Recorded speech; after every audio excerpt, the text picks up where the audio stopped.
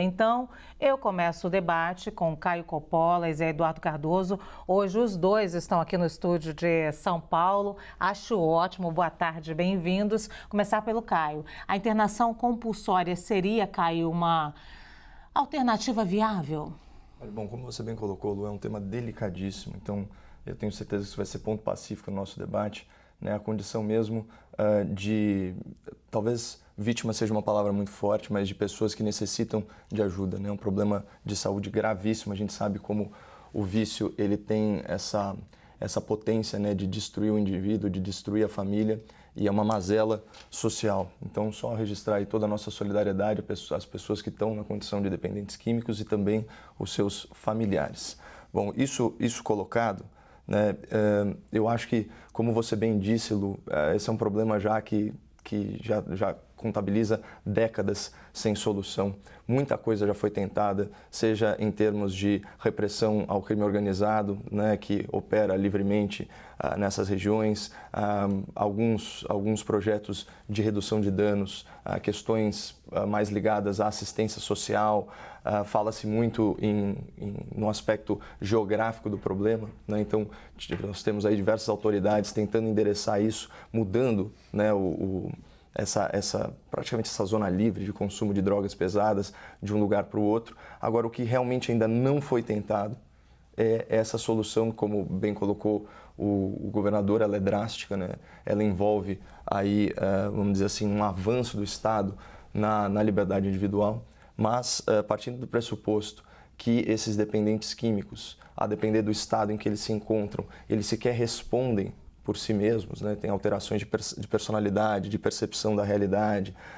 Talvez esse caminho, que ainda não foi tentado aí de forma institucional e com grandes investimentos do setor público, talvez essa seja uma alternativa viável, no sentido de que existe uma obrigação do Estado de cuidar de pessoas que estejam doentes, né? Então, eu acho que deve ser ponto pacífico aqui que vícios dessa magnitude, ele já tem vamos dizer assim, esse condão de debilitar a pessoa a ponto de justificar uma intervenção na esfera de liberdade individual, até porque, como eu disse, essa pessoa não responde por si mesma, ela se torna um perigo para si também, e também um perigo para a sociedade. A gente sabe, como você colocou, não é só uma questão de saúde pública, também é uma questão relacionada a aspectos sociais e aspectos de segurança pública. Então, assim, é um debate que tem que ser conduzido de uma forma madura, mas me parece uma alternativa viável e que não pode ser descartada.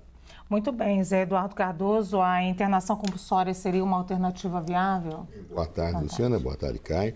Em primeiro lugar, eu acho que nós temos que afastar posturas que às vezes nós vemos os nossos governantes que têm uma preocupação essencialmente, abre aspas, higienista. Ou seja, tirar o problema do foco sem resolver. Ou seja, problemas não vistos são problemas não vivenciados politicamente. E não é isto que se espera por uma solução como essa. Esse problema da Cracolândia não é um problema só de São Paulo, talvez seja o maior. Mas tem muitas cidades brasileiras e exige, portanto, uma atenção bastante especial, que não era essa que pretendia dar o governo Tarcísio, de tirar eles de um lugar, botar em outro lugar, sem nenhuma preparação, sem nenhuma política mais séria. A meu ver, essa questão do crack envolve três aspectos, que vai exigir uma articulação federativa. Não dá para fazer nada sem o município, não dá para fazer nada sem o Estado, e é necessário também que a união entre. Justamente porque nós temos que envolver recursos e articulações de várias esferas. A atuação na questão da Cracolândia envolve, acho eu, três dimensões que têm que ser pensadas. A primeira é a dimensão de saúde pública. Essas pessoas são dependentes químicas, são doentes, têm que ser tratadas. Portanto, nós precisamos ter leitos para abrigá-los, unidades para recebê-los, para acolhê-los e não colocá-los como gado em qualquer lugar, violando seus direitos humanos básicos. Em segundo lugar, além da questão de saúde, envolve uma questão de assistência social. Essas pessoas não têm onde morar, essas pessoas às vezes são expulsas ou não têm contatos com família, quando tem família, e eu tenho que buscar a forma de reinserir essas pessoas excluídas na sociedade. Portanto, eu tenho a perspectiva da assistência social, que deve ser trabalhada em conjunto com a da saúde. E o terceiro polo, a dimensão da repressão. Repressão a quem? A eles, como se vê normalmente? Não, eles são doentes. Repressão aos traficantes. Então aí você tem formas de atuação policial que devem envolver trabalhos de inteligência de combate ao tráfico para impedir o fornecimento da droga, trabalhos de polícia de proximidade, como se costuma chamar, ou seja, a fiscalização permanente e próxima, ou seja, uma série de técnicas que devem ser utilizadas, mas nunca há policial como o carro-chefe desacompanhado das outras. Isso tudo tem que ser absolutamente integrado. Então, é assim que vejo. Segunda questão, aquela pergunta que você fez, Luciana. Internação compulsória é possível? Tem lei regulando a matéria. E não é o governador que define quem vai ser internado compulsoriamente, porque se o fizer, ofende gravemente os direitos humanos, como já outras vezes tentaram fazer. Ministro, eu lhe peço licença, só um minuto, a gente já continua essa resposta, mas o presidente Lula lança agora o programa de ação na segurança. Nós vimos o ministro Flávio Dino, o presidente está começando a falar nesse minuto, vamos ouvir. Nós acompanhamos então a fala do presidente Lula, que lançou agora um programa de ação na segurança. Nós vamos seguir com o nosso debate, que também tem a ver com segurança, mas também com saúde pública e questões sociais.